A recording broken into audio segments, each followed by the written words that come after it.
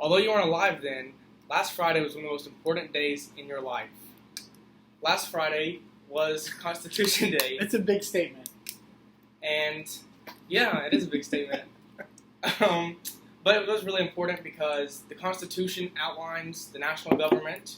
It also says fundamental laws, and basic rights to all of its citizens. So if there wasn't a Constitution, then I guess we wouldn't be who we are today, and we wouldn't have the same rights that we have as American citizens. So although you weren't alive whenever it was signed, however many years ago, still, it affects you. Many years ago, over 200 some years ago. It's actually one of the oldest constitutions on planet Earth. Is it really? It is one of the oldest constitutions. We are a very young country as a country, but our constitution is very old because most countries, they pass new constitutions like every 50 years or so. Really? So that ours is held for 20 some years now that's pretty amazing, pretty impressive. Maybe it's not perfect. Maybe we need a little refresh now and again. But yeah, it's super old relative to other countries' constitutions. And it still governs the stuff we do today, like the elections, or still our freedoms, like the freedom of speech. I know that's a big thing going around right now, and other stuff. Yeah, so there's an election going on.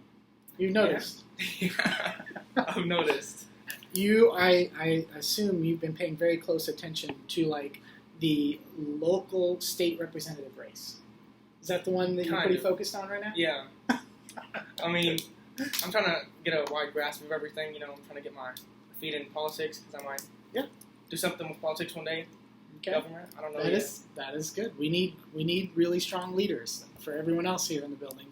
The Constitution only works. The only reason that we've managed to hold it together for 200 some years as a country is that people like Trace and a bunch of you guys are willing to get involved and make it keep working. The Constitution is this great old document, but what really has held for 200 years, with one major exception, remember we had a civil war. Oh, yeah. It's not perfectly clean, our history, but we've held a community of people together for 200 some years, and that takes everyone getting involved, doing crazy things, building new schools, interpreting the law. Oh, interpreting the law. Okay, I didn't know where you're going with that. Yeah, schools, because you get the passageway to education. So yeah, I guess. Yep. And if we need something to change our Constitution, well, not change, but if we need to add something, then we amend it. Right? Yeah. You can do the amendments. We have 27 right now. We started with 10, so you can see that we've added quite a few over the years. The parts that are really hard to change, though, are like the articles. So there's these two parts of the Constitution. Everyone remember this? If you've had U.S. history, surely you picked up on this. The first part of the Constitution is the articles. Article 1, Article 2.